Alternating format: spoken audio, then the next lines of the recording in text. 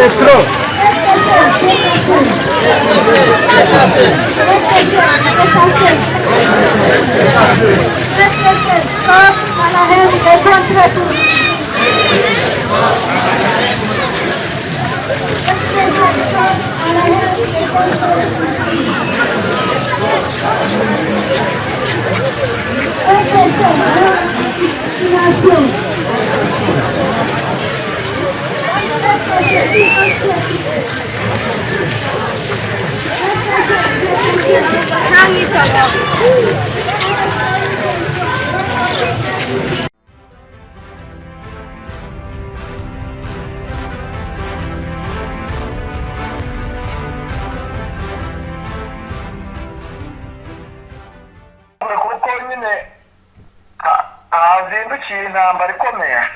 Ndabahaye mwiriwe mwese canke mwaramutse bivanye naho buri umwe aherereye banywanyi mudateba kubana natwe ngaha kuri mbonesha kure imwe rudende bashyikiriza amakuru atosoye abarabana n'umutekano politique ubanye n'amakungu ndetse n'ubuzima bwa munsi bw'abanyagihugu. Ni ku munsi wa kane w'indwi kwigenekerezo rya mbere nzeru 2026 tugiye kurabira hamwe ibiri kuba mu gihe kandi turi buze kubabwira ko ikigeme mu majyepfo y'u Rwanda ari inkambu icumbikiyemo abanyekongo bakoze myigaragambyo kwamagana ibyatangajwe na General Sylvain Ekenge Bomusa, bikaba rero byamagana ibyo yatangaje ndetse barasaba imiryango mpuzamahanga itandukanye kugira icyo ikora.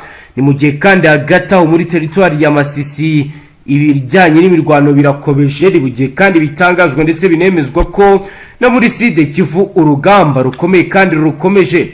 Ni mu gihe kandi bitangazwa ndetse binemezwa ko kugeza ubu urujya n'uruza mu bice bitandukanye bya teritwari ya Uvira rurakomeje ndetse bamwe bari kujya mu mirimo yabo nk'uko bisanzwe, ariko hari ubwoba bw'uko wazarindi ishobora kuza gutuma abantu batangira iminsi mikuru mu buryo butameze neza bijyanye n'ibyabereye Makobora ahagaragaye ubugizi bwa nabi bukomeye. Si ibyo gusa rero turakomeza tureba ibiri kugenda bigaragara ndetse n'ibiri kugenda bivugwa. Turaza kubabwira ko muri Goma bikomeje kugenda bigaragara ko mu gutangira umwaka wa 2026 ibintu bimeze neza, ndetse guverineri Musanga Erasto Bahati yatangaje ko abari bateguye imyigaragambyo isaba M23 kuva Goma ari ababogamiye ku ruhande rutari rwiza ndetse ko batanifuriza ikiza abanyekongo. Agaragaza ko abari Goma batuje ndetse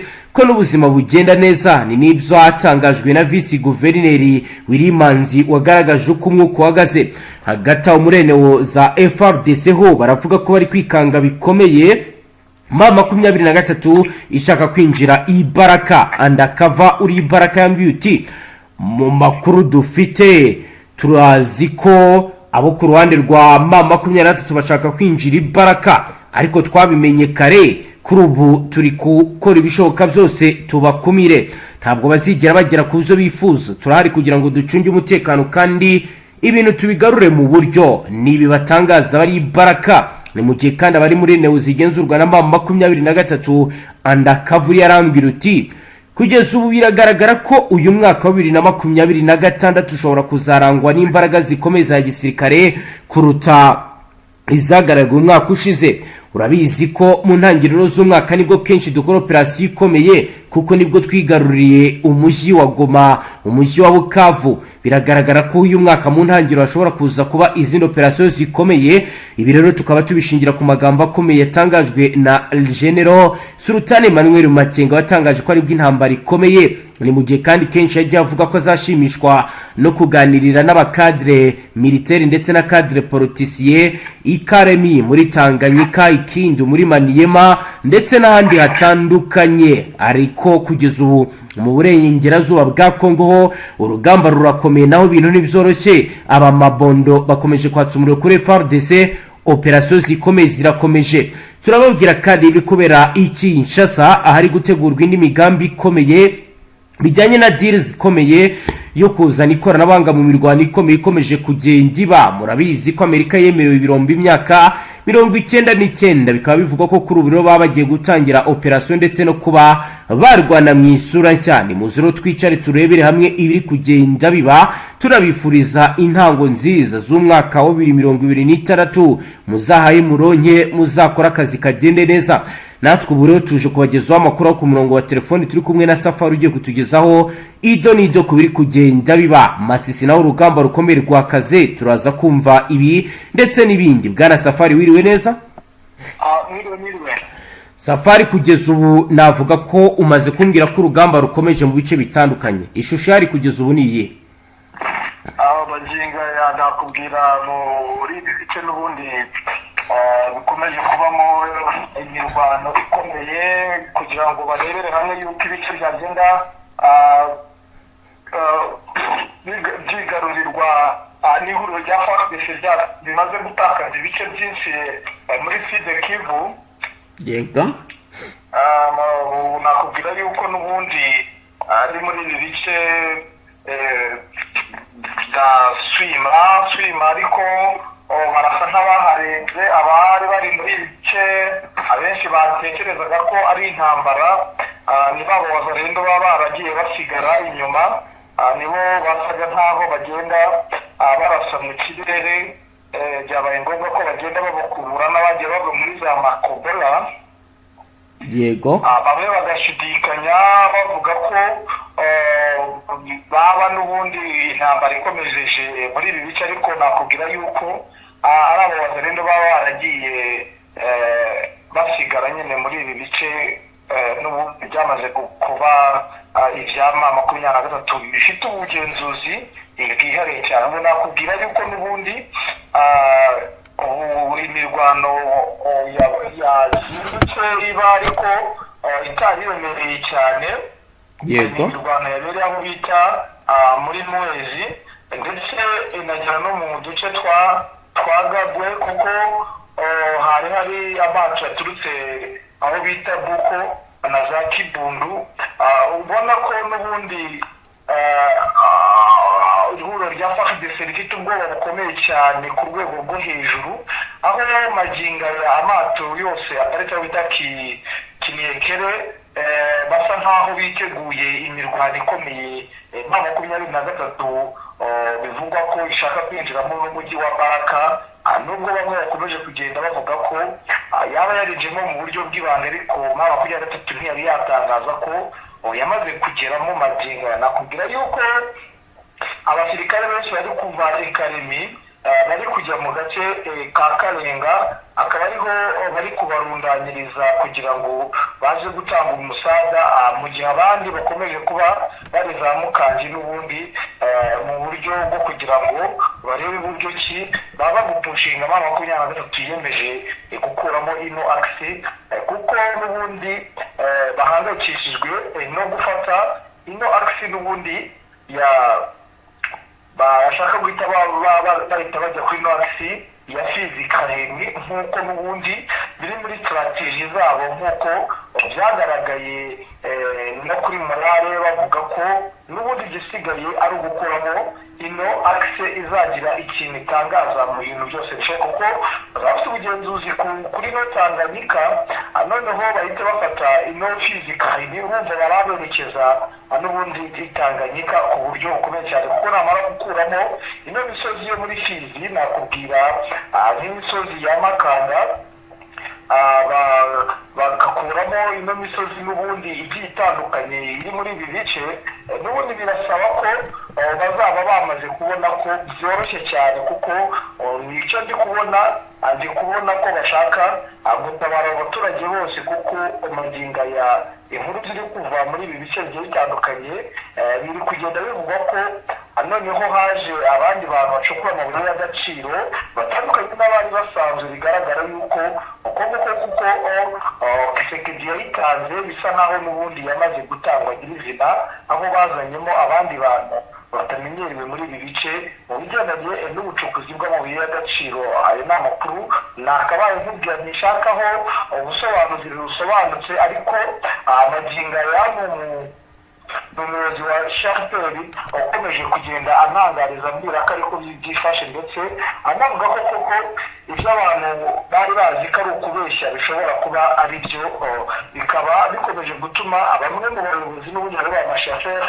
bakomeje kugira ikibazo n'ubwikango bavuga ko n'ubundi byaba bikenewe ko M23 yakomeza kwigerera mu ruganda ikaba yatabara ibice bigiye bitandukanye kandi si ibyo gusa intambara ikomeye nanone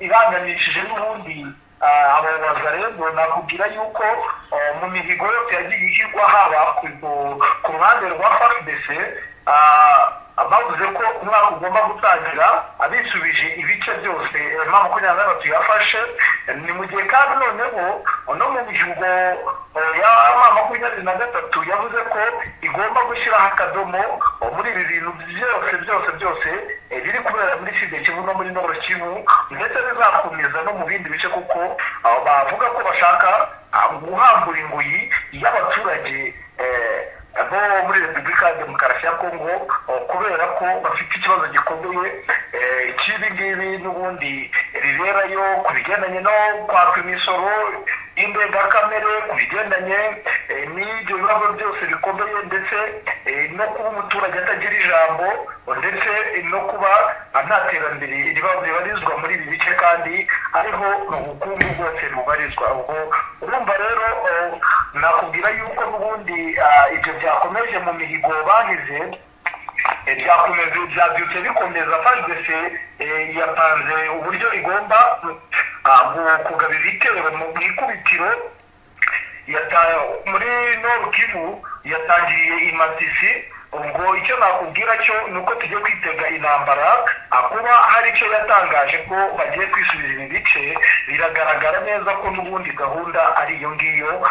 no mu minsi de Kivu birakomeje hose hagiye ahari ibirindiro hose wabonaga ko bagiye bagaba ibitero n'ubwo M23 bisubizaga, ariko urabona ko bakomeje kugira umuvuno ukomeye cyane wo kugira ngo barebere hamwe buryo ki bagaba ibitero kuri M23 bakareba buryo ki basubiza inyuma M23 nayo ikataje mu kugenda ifata ibice bigiye bitandukanye by'iki gihugu cya Repubulika ya Demokarasi ya Kongo. Mu gihe rero bwana Safari Undercover ndetse akaba na Roko Infoma wacu yatubwiye uti mu gace kahitwa muri quartier yitwa Banda Road iherereye Ibaraka kuri ubu munsi w'ubunani ku isa ya 12 za mu gitondo umuntu ku isa ya 6 umuntu ukekwaho kuba umuzarendo yarashe amasasu menshi mu kirere kugira ngo atatanye imbaga y'abantu bizizaga umwaka mushya. Nta nkomere zagaragaye. Fizi Baraka iramagana iki gikorwa kandi irasaba abayobozi kugira icyo bakora. Societe civile yitwa MCLA niyo yatangaje ibi. Bwana Safari ndagira ngo rero duhuze imirwano n'umunsi mukuru benshi bazi ku izina ry'ubunani byifashe gute kugeza ubu? Magingo n'ubundi Ibaraka iminsi mikuru ntabwo ubona ko ishamaje abantu. hari abafite udutsinda kuko bose basa nkaho bagize ubwoba, ariko ni udutsinda tw'abantu bwoko Katolika cya Baraka uyu munsi habaye amateraniro basenze. Yego, ni Katolike Baraka. nakubwira ko no kuri universite hari umunsi mukuru ukomeye cyane, universite bita Espoir du Congo. Yego, aho tujye muri Baraka wabonaga nyine ko bashaka kuzana ibyishimo ariko ukabona nyine bidahambaye cyane ku rwego rwo hejuru, ku buryo wabonaga ko urwikango rukomeye cyane rwaje ruteza ikibazo cyane ku buryo ubona ko badafite umunezero. ni mu gihe kandi mu bindi bice mu bigo bya Minembwe amakaritsiye menshi hari inkunga zagiye zitangwa, habayeho gutanga inyama ku bantu bose aho zatangwaga nande basangiye ubunani na bamwe mu bo badahuje ubwoko bigaragaza ibyishimo n'umunezero. ubona ko n'ubundi hasa nk'aho ari ubumwe kuko ni ibintu nanjye byantunguye ntaherukaga kubona aho babagaga bakagenda bakora amatsinda y'inyama buri muntu wese bakajya bamuha inyama batitaye ngo uyu ni umufurero uyu ni umurebembe, ukabona ko ari ibintu bishimishije bisa nkaho n'ubundi byari bikenewe muri ibi bice byabanzwemo amacakubiri akomeye cyane ku badahuje ubwoko. Usanga n'ubundi ari cyo kibazo cyari gisa nkaho kiri kuba muri biriya bice bigiye bitandukanye bya teritwari ya Fizi ndetse n'amateritwari yose yo muri Sud Kivu. Ubona ko umunsi mukuru abenshi bawijihije mu mahoro ndetse baranasangira.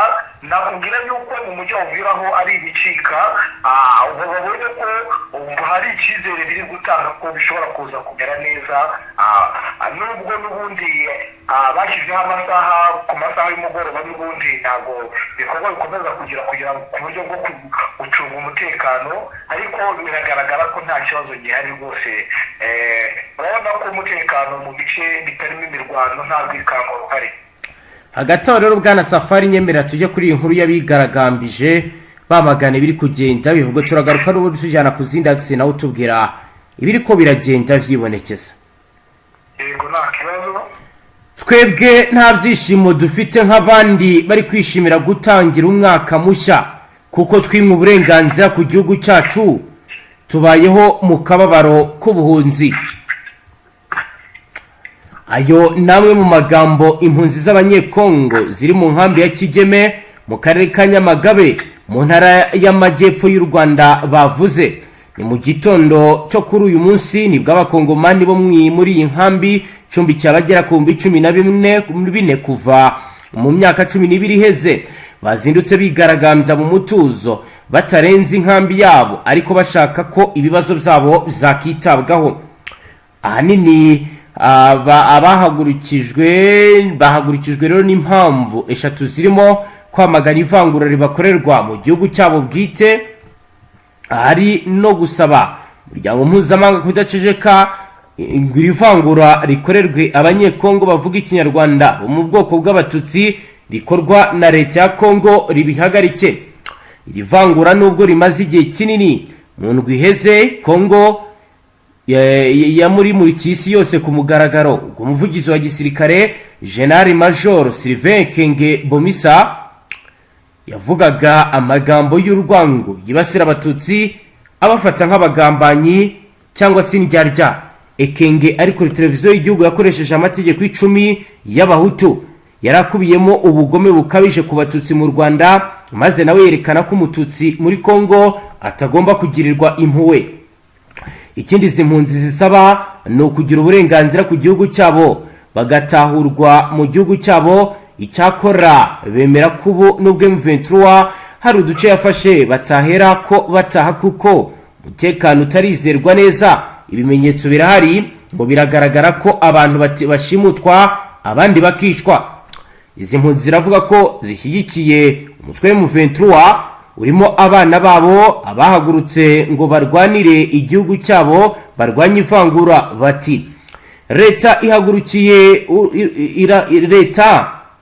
ihagurukirwanye iryo vangura, tubona uburenganzira ku gihugu cyacu kuko nta handi wacu tugira. Ibibazo ntibyihariwe n'impunzi ku Kigeme gusa kuko niziri mu nkambi ya Mahama mu karere ka Kirehe mu burasirazuba bw'u Rwanda zabigarutseho mu myigaragambyo zakoze kuwa mbere mu kwezi kwa mbere kwa Mutarama.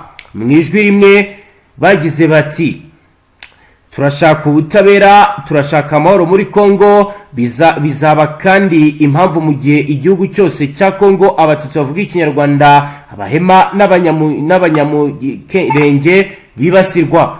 Ibironi bibaye mu gihe bafite ibyapa biri ifoto ya Sylvain Ekenge Bomusa bagaragaza ko bamaganye ibyo yavuze. Safari ngayo ngukoro nuko bihagaze hano mu bice byo muri Kigeme, aha ni mu majyepfo y'u Rwanda mu karere ka Nyamagabe ku muhanda neza uva Nyamagabe werekeza mu karere ka Huye.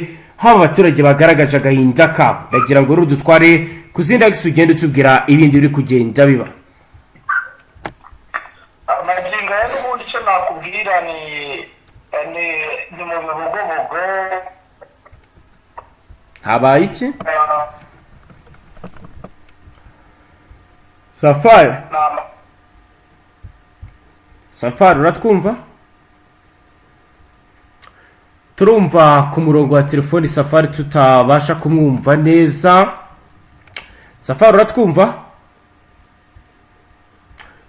Mugero tutabasha kumwumva rero reka tubabwire ko kugeza ubu biravugwa kandi biremezwa ko benshi bakurikiranira hafi biri kugenda biba bari kuvuga ko hari ibimenyetso bikomeye bigaragaza ko uyu mwaka wa 2026 ushobora kuzabamo imirwano ikomeye hagati ya M23 ndetse n'igisirikare cya leta Fardc bijyanye n'uko bimaze iminsi bigaragara kandi binavugwa ko benshi bakurikiranira hafi biri kuba babona ko Fardc iri kuzana ibikoresho byinshi, Fardc iri kugenda yohereza abasirikare mu bice bitandukanye. Nivyo rero tugiye kurebera hamwe turebe uko ibintu bihagaze, turebe uko benshi mu bakurikiranira hafi ibyo bavuga.